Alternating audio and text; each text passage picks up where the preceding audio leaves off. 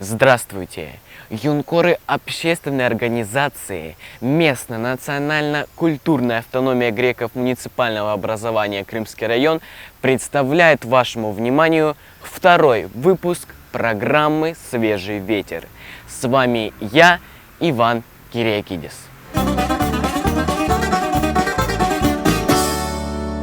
Человеческая жизнь непредсказуема. Радость в одну минуту сменяется горечью и печалью. Друг становится предателем. Неудачи оборачиваются нежданным успехом. Идеальный баланс, который выдержит не каждый. Стойкий преодолеет и станет сильнее. Слабый останется на затворках истории, покорившись обстоятельствам. Нация – тот же человек, вынужденный противостоять ударам судьбы. В истории каждого народа есть трагедии, которые на долгие годы останутся незаживающими ранами в душах людей. Землетрясение 1988 года в Армении. Авария на Чернобыльской атомной электростанции, уничтожившая не только огромную территорию, но и разрушившая тысячи жизней. Холокост. И, конечно же, Вторая мировая война, изменившая ход истории. Не минули трагические события и греческий народ. 19 мая отмечается День геноцида понтийских греков.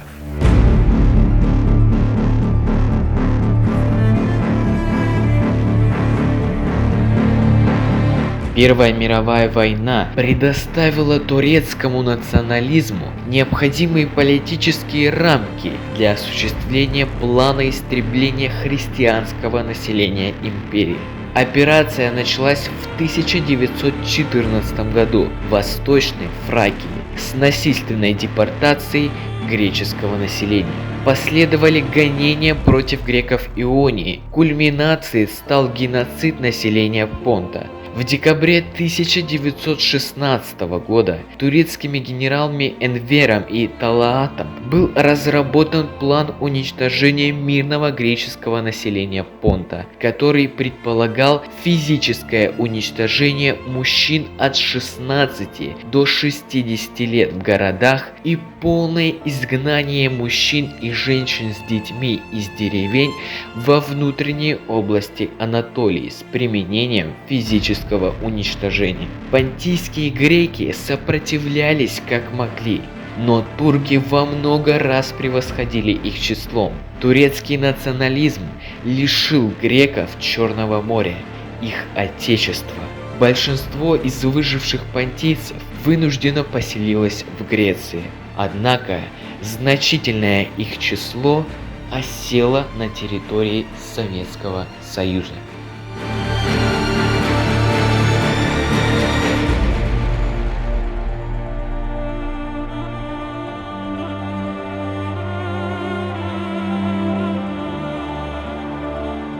Для многих греков кубанская земля в тяжелые дни стала вторым домом. У каждого из нас есть своя история. Моя бабушка, прабабушка, рассказывала много о тех значимых событиях. И мы, греки Крымского района, делаем все для того, чтобы наши дети, наши внуки не забывали того, что произошло более 100 лет назад на территории Османской империи. Слава Отцу и Сыну и Святому Духу, Традиционно 19 мая в православном комплексе «Святая Рука» проводится мероприятие, посвященное этим трагическим событиям. Приглашаются представители армянской и ассирийской диаспоры, казачества Крымского района, а также гости из Новороссийска, Геленджика и Анапы. В 12 часов проводится панихида по невинно убиенным, а по ее окончании траурный митинг, после которого все присутствующие отправляются к поминальному столу.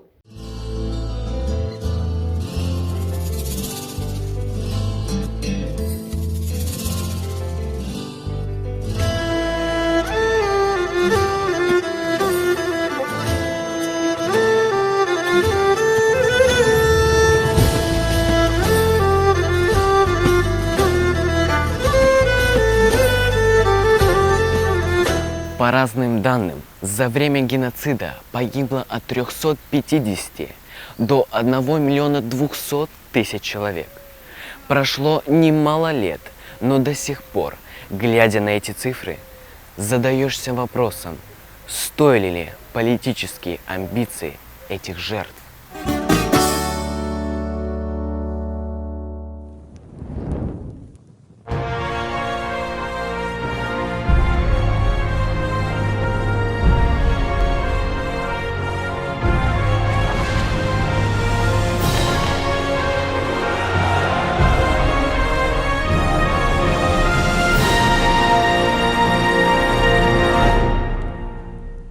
– 22 июня 1941 года, 4 часа утра. Заря едва занимается. Безмятежно спит наша Родина, готовясь к новому дню. И не подозревает, что с минуты на минуту утреннюю тишину разорвет вой сирен. И над страной громом среди ясного неба пронесется голос Левитана. Война. Внимание, говорит Москва. Передаем важное правительственное сообщение. Граждане и гражданки Советского Союза, сегодня в 4 часа утра, без всякого объявления войны, германские вооруженные силы атаковали границы Советского Союза. Началась Великая Отечественная война советского народа против немецко-фашистских захватчиков.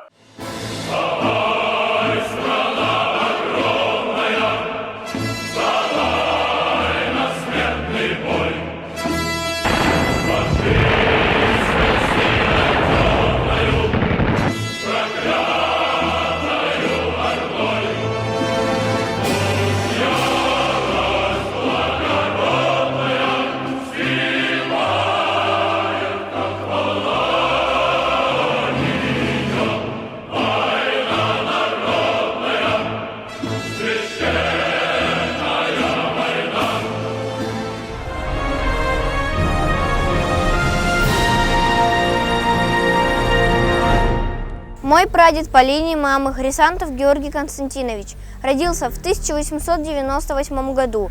Семья жила в селе Мечет Лекарской области, откуда в начале 20-х годов вынуждена была бежать, спасаясь от турок, которые преследовали греческие семьи.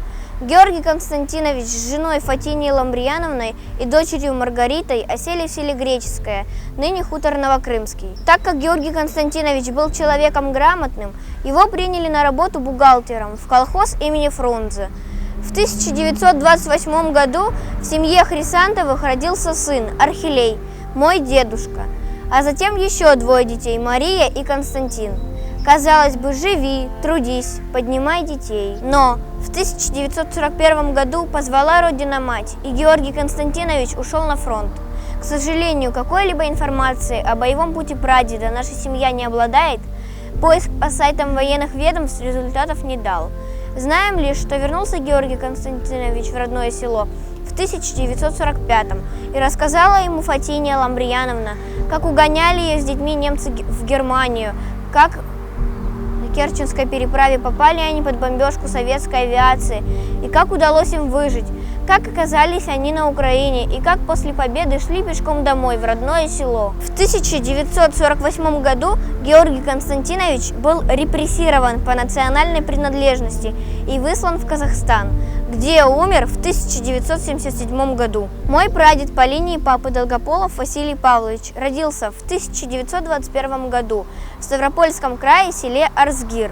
Получивший медицинское образование, 20-летний парень с первых дней войны ковал великую победу, спасая жизни раненых бойцов. Василий Павлович прошел всю войну, участвовал в Сталинградской битве и битве на Курской дуге, освобождал Прагу. В феврале 1945 года был ранен, получил контузию. После войны прадед женился и поселился в Грозном, откуда была родом супруга. Но в 90-е, во время чеченского конфликта, Семья Долгополовых вынуждена была бежать в Россию. Выбор пал на небольшой южный городок – Крымск, где Василий Павлович прожил долгую и счастливую жизнь и был похоронен в 2002 году.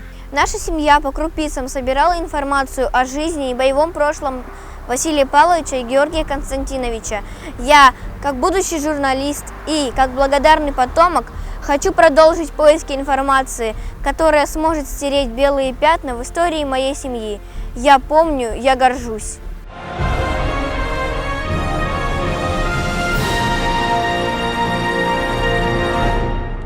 Мой прадед Триандафилов Николай Евстафьевич родился в 1918 году.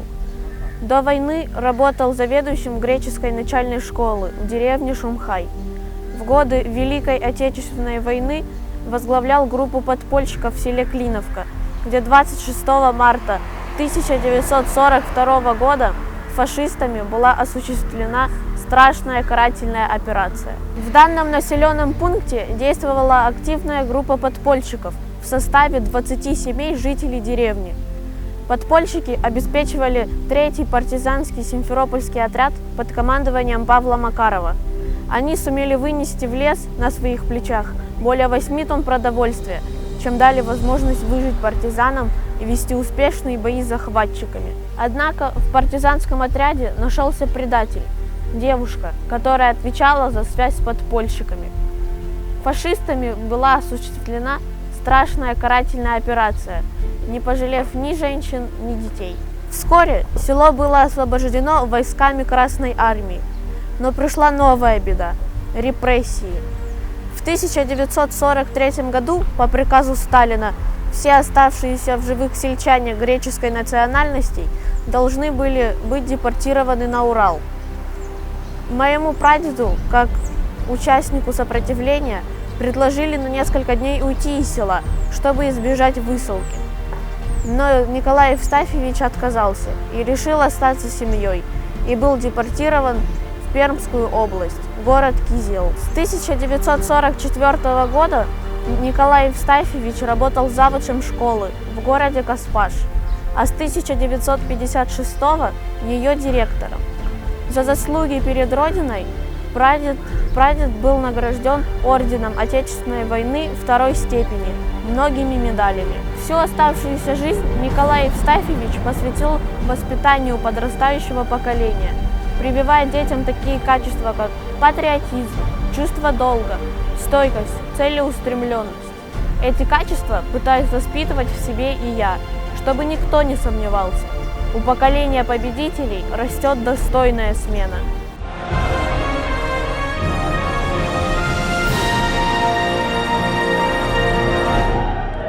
Еще той ночью игры снились детям, но грозным ревом, не пустой игрой, ночное небо взрезав на рассвете, шли самолеты на восток.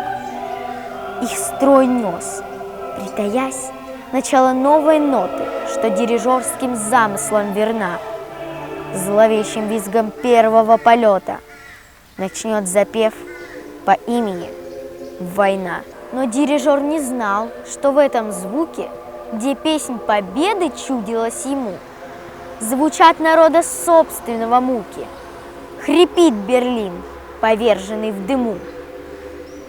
Еще той ночью, в ранний час рассвета, спала земля в колосьях и цветах. И столько было света, столько цвета, что снились разве только в детских снах. Той ночью птицы еле начинали сквозь дрему трогать флейты и смычки, не ведая, что клювы хищной стаи идут уже совсем недалеки. Там где-то стон растоптанной Европы, а здесь заставы день и ночь не спят. Притих в лазурной дымке Севастополь, притих под белой ночью Ленинград. Штыки постов глядятся в воды Буга. Еще России даль объята сном, но первой бомбы вой коснулся слуха. И первый гром, и первый рухнул дом, и первый вопль из детской колыбели, и материнский первый страшный крик, и стук сердец, что сразу очерствели. и шли в огонь, на гибель, напрямик. И встал в ту ночь великий щит народа и принял в грудь удар в первый шквал, чтоб год за годом, все 4 года, не утихал сплошной 9-й вал. Все отошло, заволоклось туманом, и подняла победа 2 крыла. Но эта ночь, как штыковая рана, навек мне сердце болью обожгла.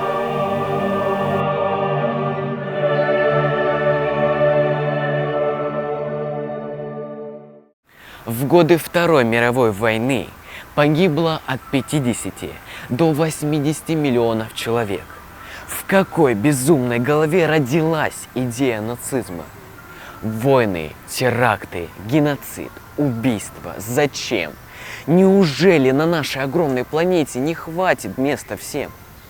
Люди, одумайтесь, пока не поздно.